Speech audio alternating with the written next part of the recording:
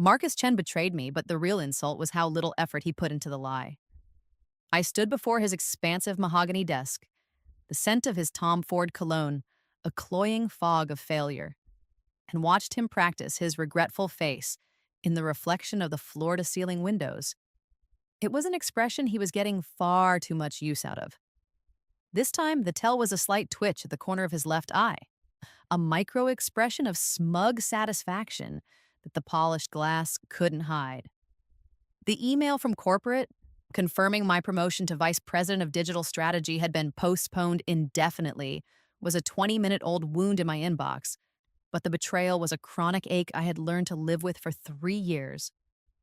On his desk, placed with the casual cruelty of a cat toying with a half-dead mouse, sat the tangible proof of his deceit, a gleaming brass nameplate. It was engraved with my name, followed by the VP title I would once again not be receiving. I had seen the purchase order. He'd had it custom-made weeks ago. The bitter tang of treachery coated my tongue, so sharp and metallic it was all I could taste. My rebirth would not be quiet or graceful.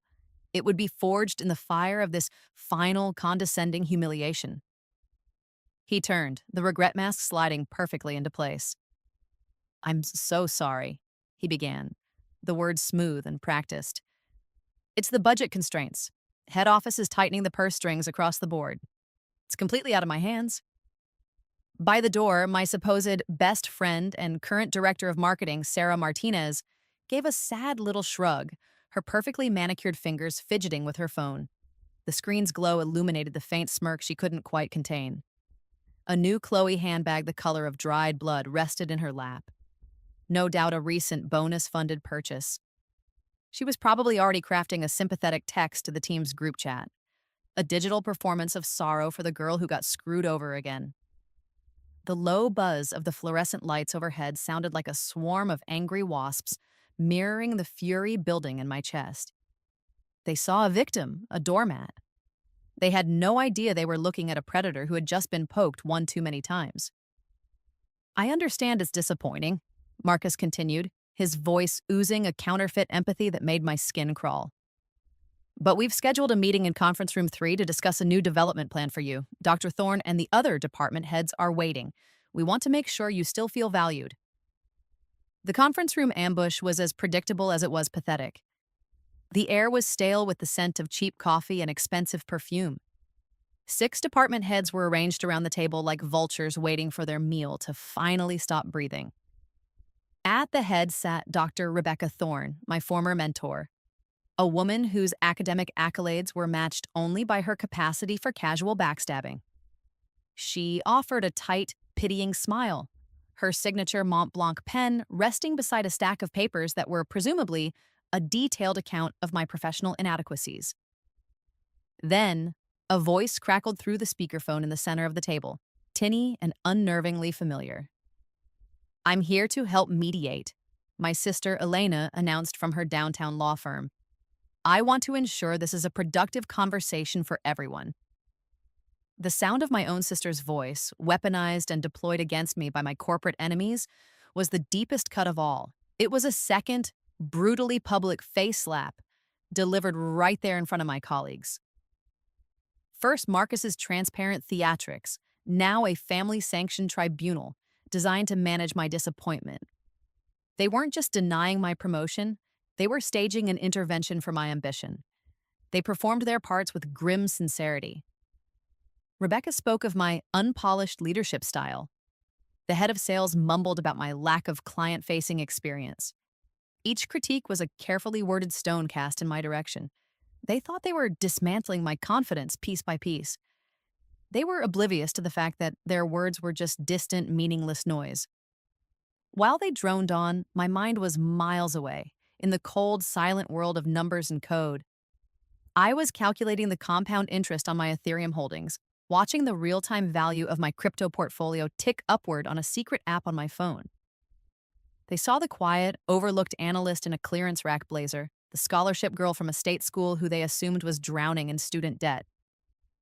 They had no earthly idea that for the last 5 years, while they were padding their expense reports and playing golf, I had been building a silent, digital empire. The girl they thought they were managing out of a promotion could buy and sell this entire floor of the building without noticing the dip in her net worth. My thumb hovered over the icon from my notes app, where my resignation letter, sharp, concise, and effective immediately, had been waiting for months. Marcus's voice pulled me from my financial reverie. He was leaning forward, attempting to look magnanimous as he delivered the killing blow. What we can offer you, instead of the VP role, is a unique development opportunity, a 6-month project focusing on... I didn't hear the rest. The sound in my ears was no longer the buzzing of angry wasps, but the roar of a tidal wave about to break. I pushed my chair back, the scrape of its legs against the marble floor a screech of finality that cut him off mid-sentence. 6 pairs of eyes, plus the disembodied voice of my sister, turned to me in surprise. Actually, I said, my voice dangerously calm, I quit. The 2 words hung in the air, more powerful than any title, more final than any corporate decree. The shock on their faces was exquisite. It was the first time in 3 years they had ever truly seen me. But this time, I wasn't just walking away. I was walking away to burn their world to the ground. The descent in the glass elevator was a silent, 16-story drop into absolute freedom. My phone buzzed incessantly in my pocket, a frantic, desperate vibration against my thigh. I didn't need to look. It was Sarah, her messages no doubt escalating from feigned concern to outright panic. Wait, let's talk this through. You're being emotional. Don't throw your career away. I let the messages pile up, unread. She was playing checkers in a burning building. I was already 3 moves into a chess game she didn't know existed. The elevator doors opened onto the lobby's cavernous, marble-floored expanse. The air was cool and still, a stark contrast to the suffocating tension of the conference room. It smelled clean, like money and indifference. Stepping away from the security desk, I pulled out my secure cryptophone, a sleek, matte black device that cost more than my first car, and dialed a number I knew by heart. Julian, I said when he answered on the second ring. I was wondering when you'd call. Julian Croft's voice came through, impossibly clear, with the faint sound of seagulls in the background. Don't tell me, they did it again. 3rd time's the charm, I said, my voice flat. Are you still looking for a mid-cap tech firm for the tech venture fund? One with lazy management, inflated quarterly reports, and a portfolio of severely undervalued patents. There was a pause, followed by a low chuckle. I'm always looking for a unicorn like that. You have a name for me? Pinnacle Corp, I said, looking up at the gleaming silver logo above the lobby doors. And I have a key to every single one of its skeletons. Upstairs, I played the part of the broken woman. I packed the contents of my small cubicle into a cardboard box with methodical slowness, letting my former colleagues whisper and stare. They saw my quiet movements as evidence of an emotional breakdown, a narrative that would comfort them. Dr. Thorne approached my desk, her jasmine perfume an assault on my senses. She placed a hand on my shoulder, a gesture of faux intimacy that made my stomach turn. This is very unlike you, dear, she said, her voice dripping with condescension. A rash decision made in the heat of the moment will only lead to regret. Marcus is willing to overlook your outburst if you reconsider. I looked up at her, summoning the most defeated expression I could manage. I just need some time, I whispered meekly. She patted my shoulder, satisfied. While she saw a shattered employee, my fingers were flying across my phone's keyboard beneath the lip of the desk. I sent 3 encrypted messages to 3 different private investors in 3 separate time zones, using a proprietary algorithm I'd designed to be untraceable. The messages were simple. Pinnacle, it's time. Await instructions. They thought I was packing up a box of cheap office supplies and withered desk plants. I was laying the foundation for a hostile takeover. The coffee shop across the street became my new headquarters. It was one of those aggressively artisanal places where the steam from the espresso machine hissed like a conspiracy. I claimed a small table in the back corner with a clear view of the Pinnacle Corp building, my untouched latte growing cold beside my laptop. This was my war room. At 2 p.m. sharp, I initiated a video call. The face that appeared on my screen belonged to Madison Cross, the formidable CEO of Apex Holdings. She sat in a white leather chair, the skyline of Singapore glittering behind her through the penthouse windows of her office. "Heard you finally pulled the trigger," Madison said, her smile sharp as a shard of glass. She'd been waiting 2 years for me to give her the signal, ever since we'd met at a fintech conference in Zurich where I was a presenter and she was the keynote speaker. She saw past the cheap suit and recognized the value of the code I'd written. "Tell me you have what I need." I have their entire internal audit from last quarter, their unannounced product delays, their security vulnerabilities, and a list of every executive who's been cooking the books, I said, keeping my voice low. Marcus Chen has been inflating their subscriber numbers by at least 18% for the last 2 years to juice the stock price before his options vest. Madison's eyes lit up with a predatory gleam. "That's my girl, send it over. Anonymously, of course." By 3 p.m., the first domino had fallen. I packaged the most damning evidence into 3 separate data packets and routed them through a chain of international servers before they landed in the inboxes of 3 of the most ruthless financial journalists in the country. I watched the Pinnacle building, waiting. It didn't take long. Just after 3:30 p.m., I saw the silhouette of Marcus Chen in his corner office window. He started pacing, his phone clamped to his ear. His movements grew more agitated, a caged animal realizing the hunter was already inside the enclosure. His panic was a balm to my bruised soul. The final act of the day came at 10 past 5. My personal phone, the one everyone knew about, rang with my sister's personalized ringtone. I let it ring 4 times before answering, composing my voice into a mask of weary job seeker. "Hello? What did you do?" Elena's voice was tight, stripped of its earlier condescending calm. The background noise of her office was frantic. "What are you talking about? I'm updating my LinkedIn profile and trying not to have a panic attack, thanks for asking." "Don't lie to me," she hissed. "The SEC just served Pinnacle with an informal inquiry. They're asking about their quarterly reports. The stock is already down 6% in after-hours trading. This doesn't just happen. You wouldn't." Her lawyer's mind was sharp, connecting dots she couldn't yet see. But she, like all the others, had made the fatal error of underestimating me. She thought I was the little sister who needed protecting and mediating. The lie was effortless, and it tasted as sweet as honeyed revenge. "I told you, Elena, I quit," I said, my voice smooth as silk. "Right now, I'm just job hunting."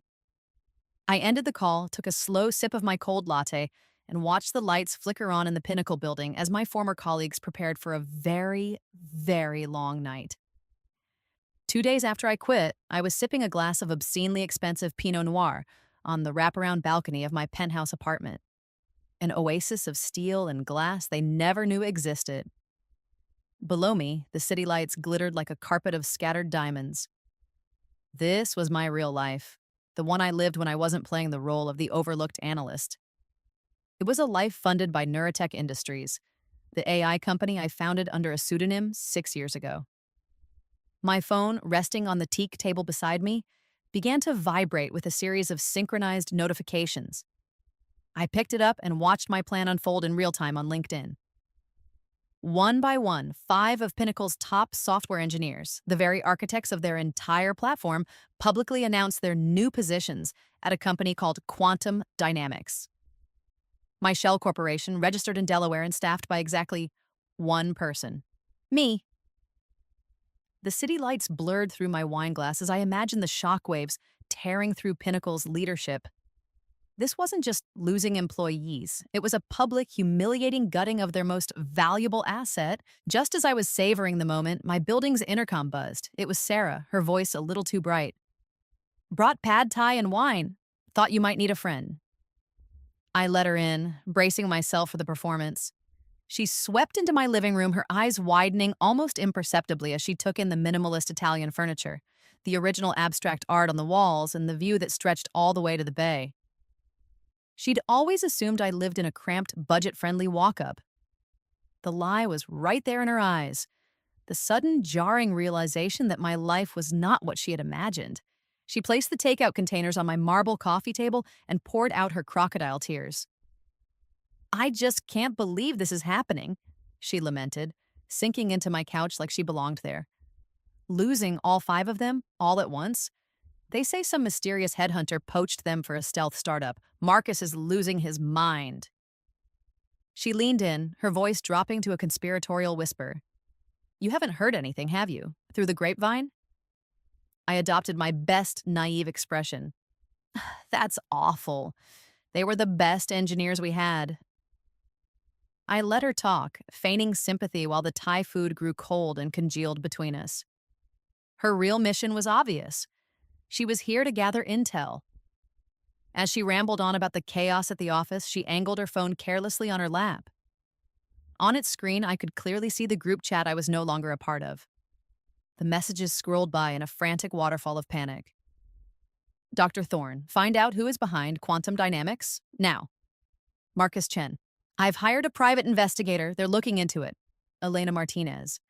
Be careful. A coordinated talent acquisition like this could be grounds for a tortious interference claim if we can identify the responsible party. I'm offering my services pro bono to protect the company. Protect the company. My own sister. The casualness of the betrayal still had the power to sting. They thought they were the hunters setting a PI on a ghost. They were the prey, and they were bleeding out without even knowing where the wound was. Excuse me for a second, I said, standing up. I just need to use the restroom. My bathroom, with its white quartz countertops and rain shower, became my second war room. I locked the door, sat on the edge of the deep soaking tub, and pulled out my work phone. Phase 2 was ready. With a few taps, I authorized my lawyer in Delaware to execute the offers. 3 more of Pinnacle's key employees, the entirety of their data science and machine learning division, received emails. The offers were life-changing: double their current salaries, a 40% signing bonus, and an equity package in quantum dynamics that would make them millionaires within 5 years. They were offers no sane person could refuse. I flushed the toilet for effect, the sound covering the soft chime of the final authorization being sent. By morning, Pinnacle Corp wouldn't just be bleeding, it would be crippled. When I returned to the living room, Sarah was staring at her phone, her face pale. The mask of friendly concern had vanished, replaced by genuine shock. She looked up at me, her eyes wide with a dawning horror. There's an emergency board meeting tomorrow morning, she whispered, her voice trembling slightly. The stock is dropping again, fast. She shook her head, the pieces clicking together in her mind in the most unsatisfying way. This can't be a coincidence. I walked over to the wine bottle, the smooth, cool glass a comfort in my hand. I refilled her glass, then my own, the dark red liquid swirling like blood in the bottom of the crystal. I gave her a small, tight smile, devoid of all warmth. Bad luck, I said softly, raising my glass. It often comes in waves. The downtown Starbucks buzzed with the frantic energy of a Monday morning. To anyone who glanced over, I was just another freelancer hunched over a laptop, nursing a single coffee for hours. They saw the LinkedIn page open on my screen, a perfect camouflage for the real work happening in a small, encrypted window in the corner. While the espresso machine hissed and steamed, I wasn't job hunting, I was systematically dismantling a corporation. Working through a secure channel with 2 hedge fund managers I'd cultivated for years, I gave the signal to begin aggressively shorting Pinnacle's stock. Simultaneously, I released my final data package, a detailed expose on Pinnacle's delayed product pipeline and critical security flaws, to a fresh set of tech bloggers and industry analysts. The hiss of the milk steamer punctuated each notification on my phone, a triumphant soundtrack to Marcus Chen's dawning financial ruin. For lunch, I met Elena at the Gilded Sparrow, an absurdly expensive restaurant where conversations were conducted in hushed tones over artfully plated food. Her usual flawless composure was gone, replaced by a brittle tension that was painful to watch. The dark circles under her eyes were stark against her pale skin, a testament to the sleepless nights I had been giving her. She had been officially retained by Pinnacle to handle the escalating legal crisis, a delicious conflict of interest that her pride wouldn't allow her to acknowledge. Someone is targeting the company with surgical precision, she said, stabbing at a microgreen in her $40 salad as if it had personally offended her. This isn't random. First the SEC inquiry, then the talent exodus, and now this stock crash. It's a coordinated attack. She looked at me, her eyes pleading. If you've heard anything, any rumors about who might be doing this, you need to tell me. People's jobs are at stake. Our family's reputation is tied to that company's success. I took a delicate sip of water, my expression a carefully constructed mask of concern. It sounds awful, Elena, but I've been focused on my own next steps. You know how it is. Her fork clattered onto her plate. No, I don't know how it is. You disappear after one bad day and the entire company you worked for starts to implode. It's conspicuous. Dessert arrived just as my phone vibrated with a call from an unknown number. I excused myself and answered. The voice on the other end was hollowed out, stripped of all its academic authority. It was Dr. Thorne. 3 of our biggest clients just terminated their contracts, she said, her voice thin and reedy. They received anonymous documentation of our data security vulnerabilities. The same vulnerabilities you flagged in a report 6 months ago, the one Marcus buried. There was a long pause. I know we hurt you, she admitted, the words sounding like they were being ripped from her throat. But this level of destruction, it helps no one. It's scorched earth. I listened to her pleas, my eyes fixed on the stock ticker widget on my phone's home screen. PIN, 32.4%. I'm not sure what you want me to say, Rebecca, I said, using her first name for the first time ever. Actions have consequences. I ended the call before she could respond. The October sky wept a cold, persistent drizzle as I stood on the slick stone steps of the county courthouse late that afternoon. I wasn't there to meet a lawyer. I was acting as my own agent. In my hand, I held a thick envelope containing the final legal documents, personally signed and notarized. I walked inside, the click of my heels echoing in the quiet hall, and filed the paperwork myself. At precisely 4:01 p.m., 1 minute after the market close, the hostile takeover bid went public.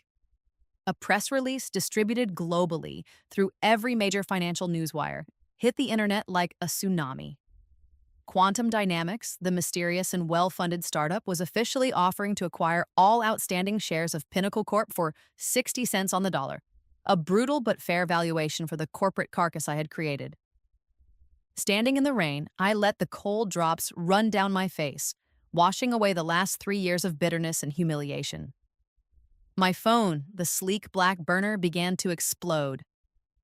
A call from Marcus. A call from Elena. A call from a blocked number that was surely Dr. Thorne. Another from Sarah. I ignored them all, letting their panicked summons go to voicemail. Victory was a moment best savored in silence. Then a single text message lit up the screen, cutting through the noise. It was from Sarah. We know it's you. We need to talk. The hunt was over. The game of shadows was finished. It was time for the reveal. The Pinnacle Corp boardroom was exactly as I had left it 2 weeks ago. A sterile, mahogany and glass cage, built for soulless debates about market share. But this time, I walked in as the owner, not the sacrifice. The 4 people who had orchestrated my humiliation were already seated, their faces etched with a mixture of dread and exhaustion. They looked up as I entered, and a wave of pure, delicious shock washed over them, silencing their nervous chatter. They were expecting the meek analyst in a department store blazer. They got a woman wearing a custom-tailored Tom Ford suit the color of midnight, her hair professionally styled in a sleek, severe cut. In my hand, I carried a black leather portfolio that cost more than Marcus's monthly mortgage payment. Without a word, I walked to the head of the table, the seat Marcus always occupied, and placed my portfolio down with a soft, definitive thud. My heels clicked against the marble with the finality of a gavel. Good morning, I said, my voice as steady and unyielding as mountain stone. The silence that answered me was a meal in itself. Sarah's perfectly applied lipstick couldn't hide the tremor in her lips. Elena's face was a bloodless mask of disbelief. Marcus looked like he'd seen a ghost, while Dr. Thorne simply stared, her academic mind failing to compute the data before her. I believe there's been a misunderstanding about who I am, I began, letting my gaze drift over each of them. So, allow me to introduce myself properly. I am not just the analyst you betrayed 3 times for a promotion, symbolized by a cheap brass nameplate. I paused, letting the memory of that small, specific humiliation land. I am the founder and sole owner of Neurotech Industries. I am the anonymous investor who created quantum dynamics from scratch.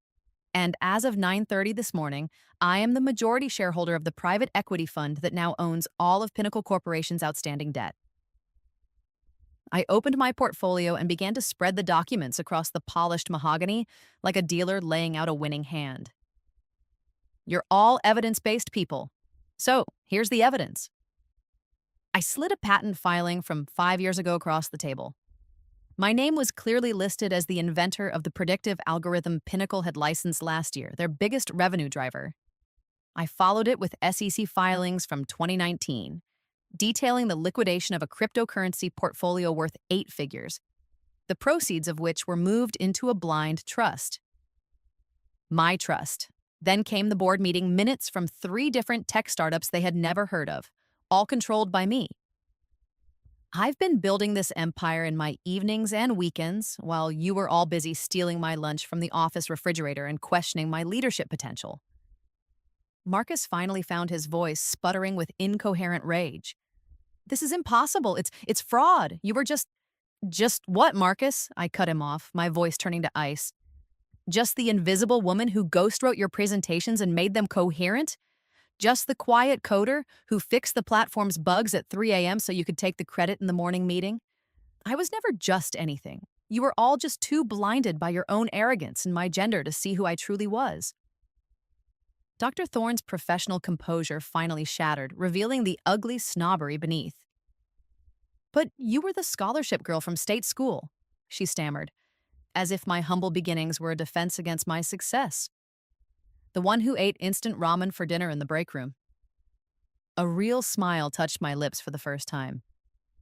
I was, and that scholarship girl taught herself to code in Python when she was 12. That ramen I ate for dinner? It was cheap, which allowed me to save enough money from my work-study job to buy my first cryptocurrency mining rig back when it was still a novelty. While you were all networking at the country club, I was in my tiny apartment revolutionizing decentralized financial technology. You saw a poor girl you could exploit. You should have seen a predator. Elena leaned forward, her lawyer brain desperately searching for an angle, an escape route from the facts I had laid before them. Her voice was strained. Even if every word of this is true, you can't just do this. You can't destroy people's careers, their lives, out of spite. I gathered my papers, my movements calm and deliberate. The finality of the moment settled over the room. I looked at my sister, at the woman who chose a company's reputation over her own family. I'm not destroying anything, Elena, I said, my voice softening into something far more dangerous than shouting. I'm simply buying it.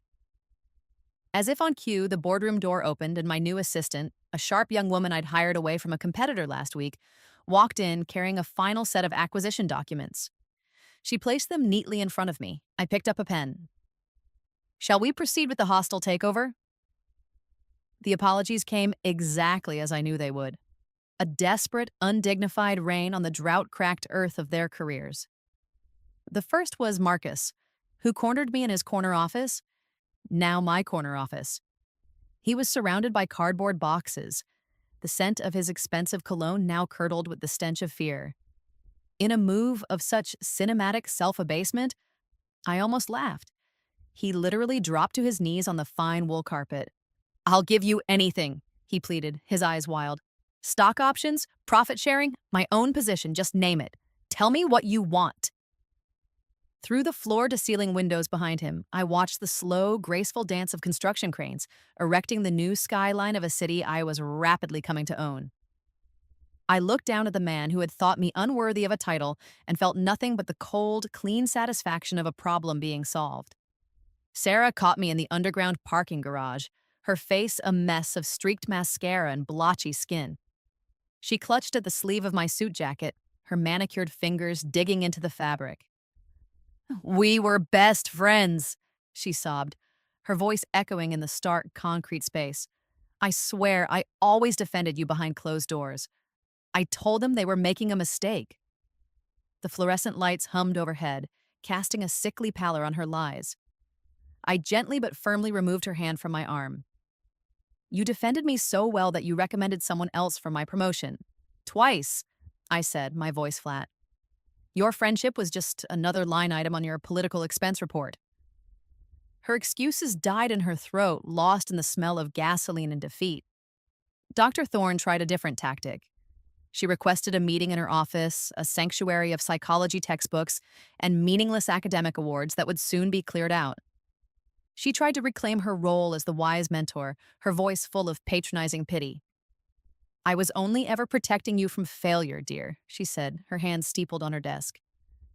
You weren't ready for that level of responsibility. The stress would have crushed you. She still didn't get it. She still thought her condescension was a kindness. I ran a single finger along the edge of her large oak desk, soon to be kindling, or perhaps donated to a community college. The only thing you were protecting, Rebecca, was your own ego. The hardest was Elena. She asked me to meet for dinner at Rossi's, the little Italian place from our childhood where our mom used to take us after piano recitals. Over checkered tablecloths that held 2 decades of happier memories, my sister finally shattered. I was trying to help you from the inside, she insisted, tears welling in her eyes. I was trying to mitigate the damage. Family protects family. The irony was a bitter pill. She had protected the institution that harmed me, the colleagues who betrayed me, the system that held me down. She had protected everyone except the one person who should have mattered most. Their final, unified plea came a week later. They requested my presence in the boardroom where it all began. They stood together, a sad, united front of my former tormentors, looking diminished and lost under the bright lights. They offered everything: a public apology, financial compensation, a new title, a new role, a new start. They let their arguments and promises and pleas fill the air until only a heavy, expectant silence remained. I let that silence hang for a long moment. Then I stood, adjusting the cuff of my jacket with deliberate calm. I looked each of them in the eye, one by one. No. The word, small and quiet, dropped into the room like a stone into a perfectly still lake, the ripples radiating outward to dash their last hopes against the rocks. But we can change, Sarah whispered desperately. People can grow, Dr. Thorne added, her voice cracking. Family forgives, Elena pleaded, her hands clasped in front of her as if in prayer. Marcus for once said nothing. He knew the game was over. I walked toward the door, my heels marking time like a funeral march for the relationships that lay dead on the floor. Some things can't be undone, I said, turning back to face them one last time. Some trust can't be rebuilt. Some people aren't worth forgiving. I walked out and didn't look back. 6 months later, I was standing on the sun-drenched deck of my private yacht, the Catharsis, watching the sunset bleed gold and crimson into the vast expanse of the Pacific. The salt breeze was clean and sharp, a world away from the recycled office air and stale betrayals I had once breathed. My phone buzzed with a notification from my assistant, a summary of the latest quarterly reports. Quantum Dynamics, the company born from my righteous anger, had just landed its largest government contract to date. The number had so many zeros, I had to read it twice. A genuine, unforced smile touched my lips. The old Pinnacle Court building still stood in the heart of the financial district, but it was no longer a monument to corporate greed. After the acquisition, I had the entire structure gutted. It was now the Neuratech Collective, a modern campus providing affordable, subsidized housing for young tech workers and their families. On my way to my own office, I sometimes drove past and saw young programmers heading home, laughing, not burdened by the toxic ambition that had once poisoned those walls. Their freedom felt like my own. Coffee tastes different when you own the shop. My favorite corner booth was at Grind Coffee, a local spot I had frequented during my takedown. After the takeover, I'd bought it, redesigned it into a beautiful community workspace for freelancers and startups, and kept the entire staff on with a significant raise and full benefits. The barista, a kind woman who used to work in Pinnacle's now defunct marketing department, brought my usual order with a smile that reached her eyes. Here there were no politics, no backstabbing, Just good coffee and the quiet hum of honest work. The Forbes interview went live at market open, the timing perfectly calibrated by my new PR team. The headline was sensational, exactly as I'd wanted. Tech mogul's secret empire, how she built billions while working as a corporate analyst. My photo graced the cover, not the tired, overlooked employee from my past life, but the confident, clear-eyed entrepreneur I had always been underneath. The article's first paragraph captured it all. Some people collect art, others collect companies. She does both. My new office overlooked the city from the 47th floor of the tallest skyscraper downtown. The floor-to-ceiling windows revealed a kingdom of lights and possibilities that I had conquered. The desk was a vast, imposing slab of mahogany. I'd kept Marcus's just because I could. It served as a daily reminder. But everything else was mine. The clean lines, the natural materials, the art on the walls that cost more than Pinnacle's entire annual marketing budget, and a view that reminded me how far one could climb from a suffocating cubicle. A weekly summary report from my assistant included a section for personnel updates. It was a sanitized list of the fates of my former colleagues. The Elena Martinez Foundation for Women's Legal Aid was reportedly closing due to a sudden and insufficient level of funding. Sarah's boutique marketing agency had folded last month after two major clients pulled out. Dr. Thorne was now teaching Psychology 101 at a local community college, a humbling I hoped that might finally make her a decent educator. And Marcus was a mid-level project manager at a smaller firm, a man destined to be perpetually, wonderfully overlooked. I felt nothing reading it. They were simply data points from a closed chapter. That afternoon, my assistant brought in the final paperwork for the endowment I was establishing at my old state university. The Phoenix Scholarship would provide full-ride scholarships, including housing and expenses, for first-generation college students majoring in technology. It was for the girl eating ramen and studying code until 3 a.m., so she could dream bigger than mere survival. The cycle of ambitious, brilliant women being underestimated and exploited because of their background would break, starting here. As the sun finally disappeared into the Pacific, I stood on my apartment balcony, the same one where I had plotted my revenge. I poured myself a glass of wine, not the cheap grocery store vintage of my analyst days, but a rare Burgundy that cost more than I used to make in a month.